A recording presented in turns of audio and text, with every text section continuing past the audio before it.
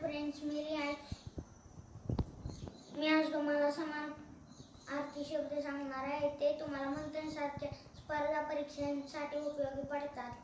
समानार्थी शब्द: वारा पवन, रान अरण्य, पाणी जल, आभाळ आकाश, रात्र रात, गार थंड, माया प्रेम, झोका झोपाळा, आई माता जननी, शिपाई सैनिक, मित्र सोबती, झाड वृक्ष, घर सदन, जीवन आयुष्य, वंदन नमस्कार, चेहरा मुख तोंड, वास गंध, कान कर्ण, भूमी धरती, गती वेग, डोळा नयन, सावली छाया, फूल सुमन, पक्षी पाखरू, ध्वज झेंडा, रस्ता वाट, वडील पिता, पाऊस वर्षा, डोके मस्तक, महिना मास.